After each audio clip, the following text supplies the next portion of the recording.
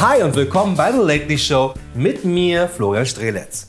Immer noch aus meinem Wohnzimmer, das auch weiterhin in einem Van ist. Und der Typ, der mich hereinlockte, hatte sogar nicht gelogen. Es gibt hier wirklich Süßigkeiten und Welpen und eine Ecke, wo man geknebelt wird. Aber kommen wir zu unserem Thema heute Abend und schauen einmal auf die Musterfeststellungsklage.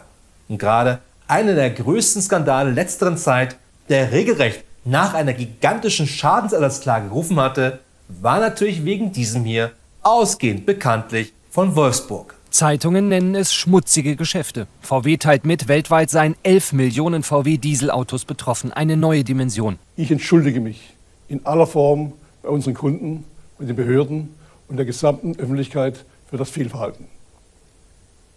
Bitte glauben Sie mir, wir werden alles tun, um entstandenen Schaden wiedergutzumachen. Und wir werden alles tun, um Ihr Vertrauen Schritt für Schritt zurückzugewinnen. Martin Winterkorn nach könnte man nun meinen, dass Volkswagen die manipulierten Fahrzeuge am Ende vielleicht einfach zurücknimmt oder gegen nicht ganz so doll schummelnde Fahrzeuge austauscht, oder? Immerhin soll ja auch das Vertrauen der Kunden zurückgewonnen werden. Allerdings scheinbar nur der Kunden in den USA, denn dort hat Volkswagen mittlerweile sage und schreibe 9,5 Milliarden $, umgerechnet etwa 8 Milliarden Euro, an seine geprellten Kunden bezahlt. Und bei uns nicht ganz so viel. Denn wir hatten bis vor kurzem nicht die Möglichkeiten, wie in den USA, gegen einen so offensichtlichen Betrug juristisch vorzugehen, mit zum Beispiel einer Sammelklage, sondern jeder musste das bisher selber vor Gericht austragen. Wobei, vielleicht bräuchte man das ja auch erst gar nicht, wenn wir uns noch einmal an das Kanzlerduell von 2017 zwischen Angela Merkel und einem Typen mit Bart, der vermutlich nur zufällig vor dem Studio herumlungerte, erinnern. Oder Florian? Danke an mein jetzt älteres Ich. Und eigentlich sollte jetzt ein Ausschnitt aus besagtem Kanzlerduell kommen, aber die Rechte daran besitzt das ZDF und hat diese tief unterm Lerchenberg im Schutzkeller zusammen mit einem Gemälde von Klaus Kleber, auf dem er komischerweise immer jünger wird, versteckt und weigert sich, die Rechte daran zu teilen. Aber kein Problem, erzähle ich es hier halt selbst.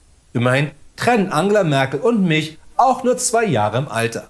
Jedenfalls geht Angela Merkel in dem Kanzlerduell auf die Probleme mit der Dieselaffäre ein und, wie man es von einer Kanzlerin erwarten kann, stellt sie sich beim Thema Entschädigung für die geprellten Dieselbesitzer selbstverständlich auf die Seite von Volkswagen.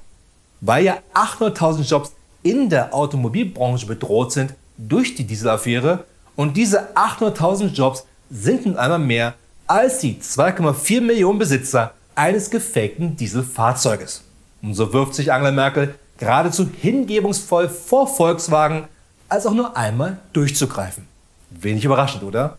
Jedenfalls weist sie noch einmal explizit darauf hin, dass sich trotzdem VW nicht hat lumpen lassen und ein kostenloses Software-Update nachschiebt für die manipulierten Fahrzeuge. Coole Sache, oder? Mein zukünftiges Ich. Danke an mich und hey, du wirst nicht entschädigt, kriegst aber ein kostenloses Update. Und wer kennt das nicht, wenn bei jedem Windows-Update am Anfang die Aufforderung kommt, seine Zahlungsdaten für das Update einzugeben. Aber mehr sollte einfach nicht kommen von der Automobilindustrie. Zumindest Angela Merkel nach. Aber der Typ mit dem Bart, Martin Schlotterschulz, brachte dann einen Punkt, der eigentlich die Kanzlerin hätte sofort versenken können, weswegen Martin Luther Schulz auch heute Kanzler ist, oder? Noch einmal hi. Ist jetzt nicht ganz so doll gelaufen für den Martin Luther Schulz. Jedenfalls war er dann dran und ging direkt ohne Vorwarnung wie ein Pitbull nicht die Kanzlerin an, sondern verwies darauf, dass man Volkswagen und Co. doch gefälligst zur Kasse bitten muss wegen der Dieselaffäre. Und dafür hatte sich seine SPD extra einmal hingesetzt und die sogenannte Musterfeststellungsklage erarbeitet. Und die hielt Martin Anderschulz für das beste Schwert, auch gerade gegen Volkswagen.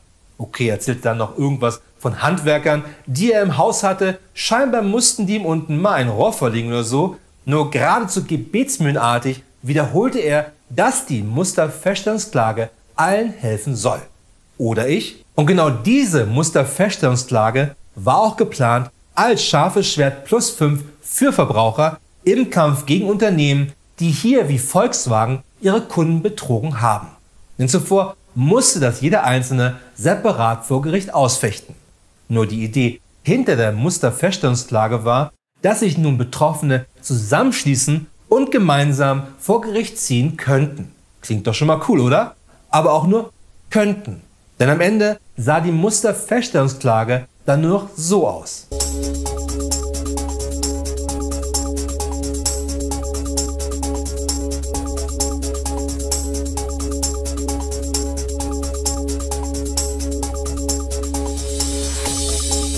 Ja, nicht mehr die Betroffenen selber können gemeinsam klagen, sondern es kann nur noch von einem klageberechtigten Verband eine Musterfeststellungsklage eingereicht werden.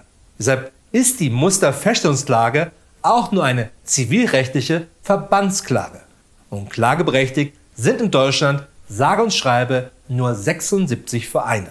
Das sind unter anderem die Verbraucherzentralen in den Bundesländern oder auch der ADAC. Dabei sind die Hürden, um als Verein überhaupt klageberechtigt zu werden, extrem hoch. So muss die Zahl der Mitglieder aus mindestens 75 echten und lebenden Personen bestehen. Dumm gelaufen für den Verbraucherschutzverein Dracula braucht dein Blut. Der eingetragene Verein muss mindestens schon seit 4 Jahren existieren, also sicherheitshalber lieber schnell mal einen Verein gründen für den nächsten Dieselskandal. Sicher ist sicher. Denn eines ist sicher, Jens Spahn ist auch noch nächste Woche ein dummer Wichser und Volkswagen wird wieder erwischt werden und wieder total überrascht sein, überhaupt erwischt worden zu sein. Und der eingetragene Verein muss sich um Verbraucherrechte kümmern, weswegen Hertha BSC leider keine Musterfeststellungsklage einreichen kann gegen die Tabelle der Bundesliga, wo Hertha auf Platz 1 gehört. Aber Platz 1 in der 2. Liga ist doch auch okay. Nur, dass es so hohe Anforderungen gibt, hatte nur diesen Grund. Wir vergleichen Entwürfe mit dem fertigen Gesetz und stellen fest, im ersten Entwurf gab es kaum Hürden für Verbände. Dann kritisiert der Bundesverband der deutschen Industrie BDI in einer Stellungnahme vehement, die Anforderungen seien viel zu weit gefasst. Der Verband warnt vor amerikanischen Verhältnissen, vor einer Klageindustrie. Und im fertigen Gesetz dann plötzlich hohe Anforderungen für Verbände. Aber das ist ja auch total unlol, wenn jetzt jeder dahergelaufene, angebliche Geschädigte wie bei der Dieselaffäre eine Sammelklage einreichen könnte. Wo geht man denn dahin? Vielleicht sogar zu sauberen Autos? Die Idee, eine Musterfeststellungsklage überhaupt einzuführen, kam nur zustande wegen der Dieselaffäre von Volkswagen. Weil Volkswagen, obwohl ihr damaliger Chef Martin Winterkorn ja noch meinte, den Schaden wieder gut zu machen, genau diesen Schaden eben nicht wieder gut machte. Außer natürlich mit einem hammermäßigen und selbstverständlich kostenlosen Update.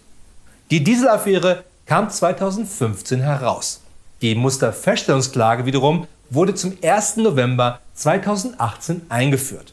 Und die Verjährungsfrist der Dieselaffäre dauerte 3 Jahre ab Beginn des Folgejahres nach Bekanntwerden, also bis zum 1. Januar 2019. Zufälligerweise 2 Monate nach Einführung der Musterfeststellungsklage. Cleverer Schachzug, trotzdem kam es dann 2020 hierzu. Fast 5 Jahre nach Bekanntwerden des Dieselskandals zahlt VW nun Entschädigungen bis zu 6.257 € pro Fahrzeug.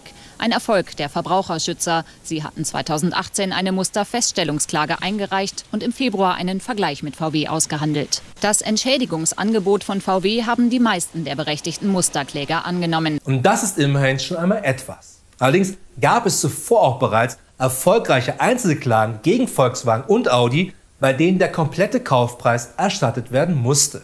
Dementsprechend kann das Ergebnis dieser Musterfeststellungsklage für den einen gut sein, weil sein VW nicht mehr wert ist als 500 €. Aber genauso gut kann dieses Ergebnis schlecht sein für jemanden, der sich einfach mehr erhoffte für den Klumpen VW-Schrott in seiner Einfahrt. Und wie immer entschied danach der BGH in einigen Fällen zugunsten des Klägers auf vollen Schadenersatz, da der BGH die Abgasmanipulation als sittenwidrige vorsätzliche Schädigung ansah und deswegen der Kaufpreis gegen Rückgabe des Autos erstattet wurde. Abzüglich der bisherigen Abnutzung des Autos natürlich.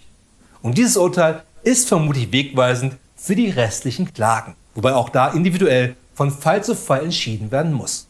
Nur das zeigt leider, dass die Musterfeststellungsklage eben nicht die individuelle Klage ersetzt hat.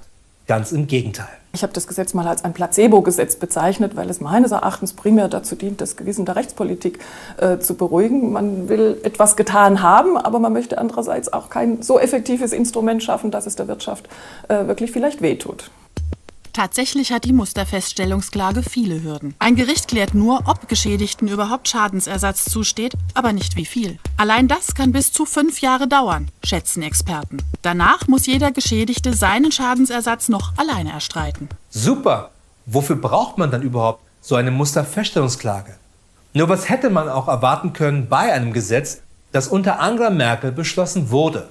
Da ist es nur einmal kein Wunder, dass man sich wieder einmal der Wirtschaft gebeugt hat und der Musterfeststellungsklage die Zähne gezogen hat. Als ob es bei uns dazu gekommen wäre wie in den USA. Wobei vielleicht hätte das geholfen, viele andere Unternehmen, die seitdem beschissen haben, zu mäßigen. Denn auch heute müssen Menschen zum Beispiel um die Rückerstattung ihrer Flüge kämpfen, die sie noch nicht einmal selber storniert haben, sondern die von den Fluggesellschaften storniert wurden. Die aber lieber das Geld behalten, weil sie zum einen wissen, dass Klagen erst einmal Kosten für den Kunden bedeuten und dass ihnen keine Musterfeststellungsklage drohen kann bei den Hürden, wie wir sie heute haben. Hätten wir doch auch nur, wie die Wirtschaft, eine Möglichkeit, uns aktiv bei der Politik zu beteiligen. Wobei, warte mal, wir können doch wählen. Und alleine deswegen hätte ich ehrlich gesagt als SPD und hier Martin Winterschulz, den man hier sehen kann, wie er einst als Pimp durch Würselen gezogen ist, lieber gewartet, bis man selber an die Macht kommt, um dann die Musterfeststellungsklage ordentlich einzubringen. Wie, die SPD hat nur um die 16% in den Umfragen? Haben die anderen dann wenigstens weniger? Was? Die CDU hat immer noch über 30% Zuspruch in Deutschland? Jetzt wegen Jens Spahn über 30% oder immerhin noch 30% trotz Jens Spahn? Und selbst für Volkswagen war die Summe von unter 1 Milliarde, die sie sowohl durch die Musterfeststellungsklage als auch durch diverse individuelle Klagen am Ende zahlen mussten, nur Peanuts. Aber immerhin konnten wir unseren letzten Pieker im Köcher einsetzen, mit dem wir Volkswagen wirklich wehtun konnten, indem wir ihre Scheißautos nicht mehr gekauft haben. Ich würde mal sagen, Schachmatt Volkswagen. Wie bitte? Der Volkswagen-Konzern hat 2016, also das Jahr nach Bekanntwerden seiner Tricks, sogar 3,7% mehr Autos verkauft als in 2015 und hat es bis 2020 sogar geschafft, insgesamt 1 Million Fahrzeuge mehr zu verkaufen als in 2016? Fuck me! Und dann wundern wir uns echt, dass uns eine komplette Industrie, ein Autohersteller und eine Kanzlerin so über den Tisch gezogen haben bei der Musterfeststellungsklage. Das war's wieder von der Show für heute. Aber keine Sorge, wir sehen uns wieder am Freitag mit den Lately News. Bis dahin eine gute Nacht und viel Glück da draußen.